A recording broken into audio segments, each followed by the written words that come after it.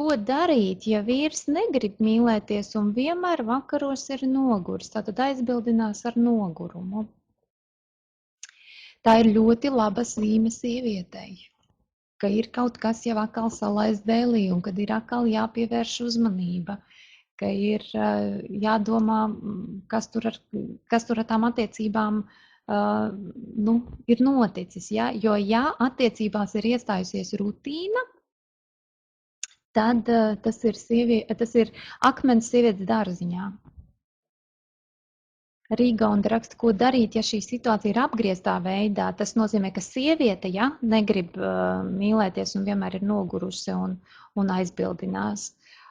Ļoti liels risks tas ir priekš pašas sievietes. Ja tu vienmēr esi nogurusi, un ja tev vairs neinteresē savs vīrs, un ja tev neinteresē mīlēšanās un attiecības un tuvība un tā tālāk, tad ir jāmaina dzīves ritms, un tad ir jāmaina kaut kas, jo īstenībā priekš sievietes nekas svarīgāks par ģimeni un par attiecībām vispār nav. Ja ir tā, ka tu nodzinies darbā vai kaut kādā savās misijas apziņā tur pildot kaut ko ļoti cēlu un lielu pasaules labā, tad zini, ka tie ir vīriešu uzdevumi to visu darīt.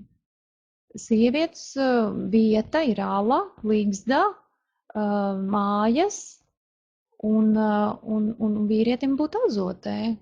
Un mīļa sieva vīrieša azotē var darīt, ko viņa grib. Viņa var arī cēlu misiju visas pasaules labā darīt, bet pirmajā vietā vienmēr ir jābūt vīram.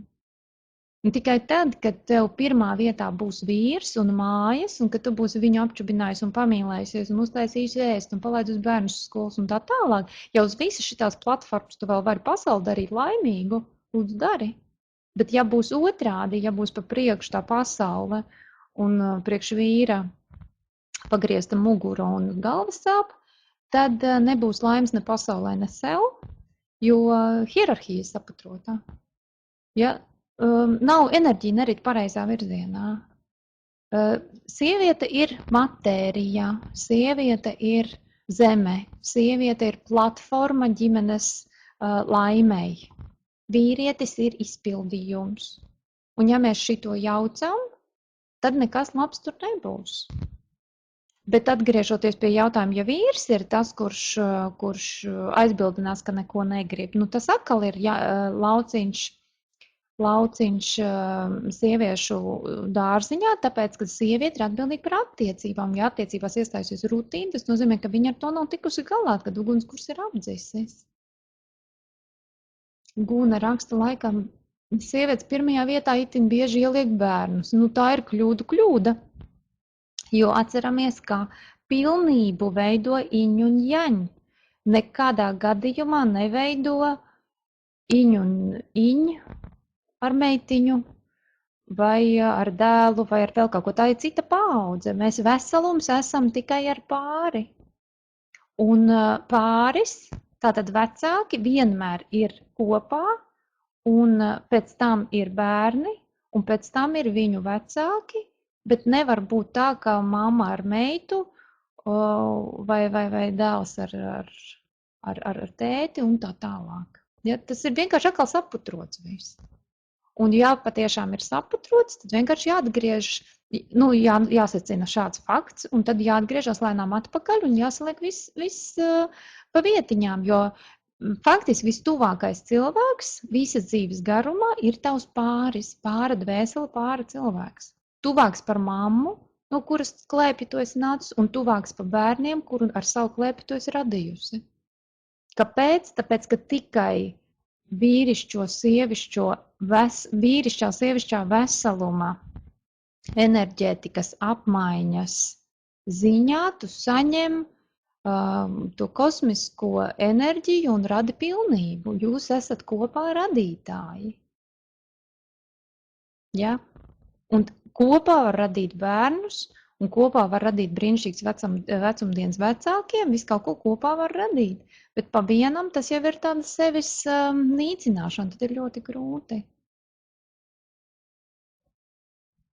Sieviete ir atbildīga par attiecībām visa mūža garumā, kur pretīm, protams, ka vīrietim ir atkal savs atbildības lauciņš, Vīrietis ir atbildīgs par drošību un ģimenes izdzīvošanu. Tā izskaitā finansēm, tā izskaitā materiālo nodrošinājumu, tā izskaitā emocionālo drošību sievietei, visa veida drošībām. Ja? Vīrietis ir kā sargs, kā kareivis, kā mednieks, kā viss tas. Sieviete ir uguns un pavarda kurinātāja, attiecību siltuma turētāja un tā tālāk. Un ja gultā ir pazudis siltums vai uguns vai kaisla, tad sievietei ir ātri tas jāsaprot un jāpieņem šīs zīmes, lai mainītos. Un ja nemainās, tad nav ko pēc tam kost pirkstos, kad attiecības izjūg. Ja? Par citu, tad, kad šķirās un tad, kad saka, nu tad viņš man tur visus labākos gadus paņēma, vai tad, lai viņš man maksā tur mūža pensiju, jo es viņa dēļ neesmu strādājis ko tur. Īstenībā neko nevajadzētu tādai sievietei maksāt, jo tieši viņa netika galā ar savu galveno uzdevumu. Saturēt ģimeni, siltu ģimeni, radīt pavardu. Jā, skarbi skan, bet no visu viedokļu tā ir. Tā kā, ja mums ir sabojātas attiecības, vai ja mēs tuvojamies šķiršanās, vai ja tā ir noticis, tad jāuzņemās pilna atbildība ir tieši mums kā sievietēm, ka mēs pašas esam to tik tālu novedušas. Tā kā vienkārši jāizdara secinājumi. Aiga raksta tieši mans dzīves gadījums. Žēl, ka tikai pēc šķiršanās to saprot. Zin kā, Aiga, ir arī tā, ka es to vēl teikšu pie cita jautājuma, bet ir tā, ka šķiršanās un satikšanās, miršana un piedzimšana ir 4 lietas, kuras ir nepakļaujās cilvēku saprātam, cilvēku vadībai. Tās ir Dieva atbildība. Tā kā par šķiršanos mēs varam godīgi pateikt, ka acīm redzot vienas dzīves laikā mums vienkārši ir jāatšķitina vairāki karmiskie mēzgli un vairākas karmiskās attiecības, un ja mums būtu plānā tikai ar vienu cilvēku dzīvot visu mūžu, tad visticamāk, ka mums tā arī to iedotu. Bet tā kā mums visbiežāk ir tomēr vienas dzīves laikā un šīs informācijas un enerģētikas aprits laikā ļoti, ļoti strauji šobrīd viss kaut kas mainās un viss kaut kas notiek, mums vienas dzīves laikā ir jāizdzīvo ļoti daudzas dzīves un ļoti daudzas attiecības un ļoti daudz karmiskie mezgli jāsakārto, un par to nevajag ne cepties, ne dusmoties, ne tur krist panikā, kad, ja ir pienākuši šķiršanās, pasaka paldies savam cilvēkam, ar ko es dzīvoju kopā, samīļo viņu un palaiž savā dzīvē un pats skaidri zina, ka gaida nākošo un būs nākošās karmiskās attiecības, jo nekarmiskos cilvēkus mēs tik nevaram. Mums viņi pilnīgi visi, ar ko mēs esam šajā dzīvē kopā, ir karmiskie cilvēki, vienīgi ar kādu no viņiem mēs patiešām esam bijuši vīrs un sievi iepriekš, ar kādu esam bijuši māte ar bērnu vai kaut kas tāds, ja? vai brālis ar māsu. Un īstenībā, ja mēs papētām šīs attiecības modeļus, kādos mēs ar konkrēto dvēseli, konkrēto cilvēku dzīvojam, mēs arī varam atpazīt, kas viņi mums ir par dvēseles. Piemēram, par savu iepriekšējo laulību var godīgi pateikt, ka mēs dzīvojam kā brālis ar māsu, ļoti skaistā lielā mīlestībā, un tur arī bija tas, ka man neviens kompliments neteica, jo iepriekšējās dzīves, 100 punkti, vai esam bijuši vai 2 brāļi, vai 2 māsas, vai kaut kas tam līdzīgs, kur vispār neaizraujās ar tādām tur romantiskām lietiņām, ja? Un tikai tad, kad es satiku Tomu, tad es sapratu, kā tas ir dzīvot ar vīru, ar pāri cilvēku, ja? Tā kā tā.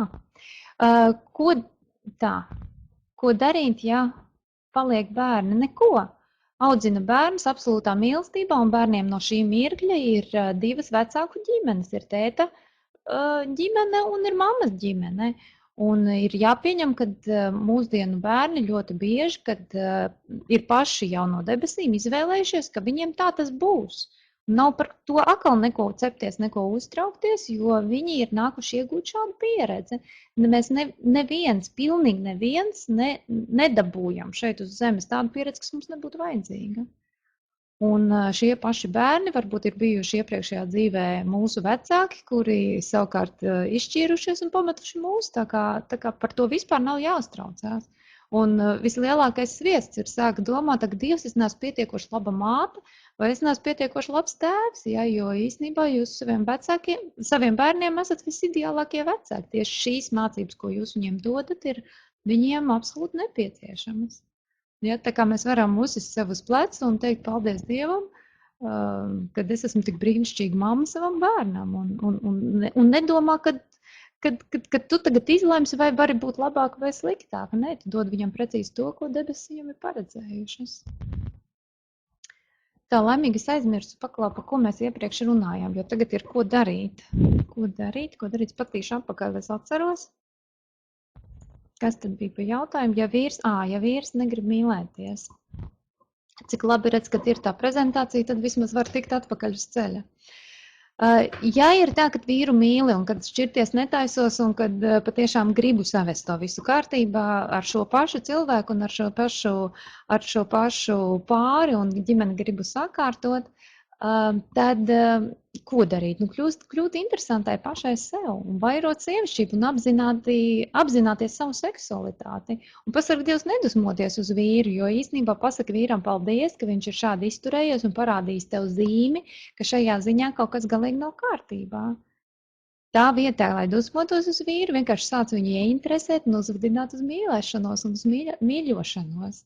Vai uztais kaut ko garšīgu un skaisti noformē, vai uztais kādu masāžu vīram, vai rada viņam prieku, jo viņš ir jāatmodina. Viņš ir kaut kādu laiku cilvēku pacietīgi dzīvojis pelēcībā un drūmumā, un neviens viņam uzmanību nav pievērsis, un tad viņš ir aizgājis ciet. Ja jau nelieto kādu enerģijas plūsmu, tad viņa attiecīgi aizdampējās. Un tagad ir vienkārši šis kanāls jāattīra, lai atkal ieviestu jūsu kopdzīvē fantastiski, romantiskas, skaistas attiecības.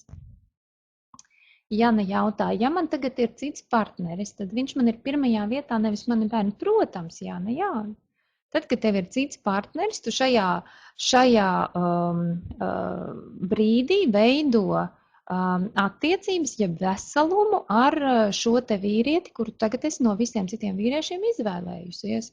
Un ar bērniem tev paliks mūžīga ļoti cieša saikne, bet bērni nekad nebūs tavi partneri, un nevajag viņiem to likt, un nevajag viņiem tādu atbildību uzgrūst, ja? Jo bērni, ko nevar celt, to nevar nest, viņi nevar uzņemties atbildību par mammas laimi.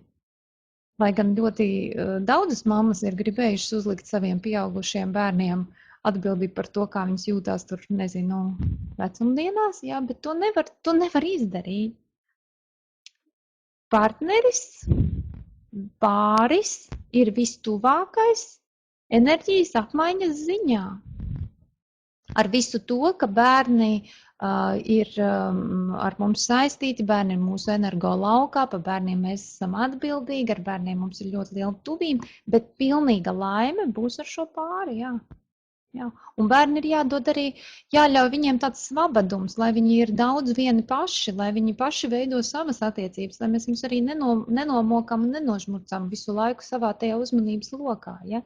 Mums ir jābūt savās pārattiecībās, lai viņi savukārt varētu veidot gan draudzības attiecības, gan māsu brāļu attiecības, gan tad, kad jau viņi kļūst pusauģi vai lielie pusauģi, pieaugušie pusauģi. Tad jau viņiem sāk tās jūtas veidoties un savas mīlestības un tā tālāk. Tad visu jāļauj viņiem izdzīvot. Tā kā tā. Pats svarīgākais vispār attiecībās ir uzņemties atbildību par savu dzīvi un savām attiecībām un pārnest centru sevī un neuzkraut savu šo te problēmu otram cilvēkam. Jo tiklīdz tu uzkrausi otram cilvēkam, ka viņš ir tas, kas pagriezis muguru, un viņš ir tas, kurš nemīlējās, un viņš ir tas, kuram nav kaisla, un viņš, var sakot, viņš ir tas vainīgais, radīsies ļoti liela plaisa.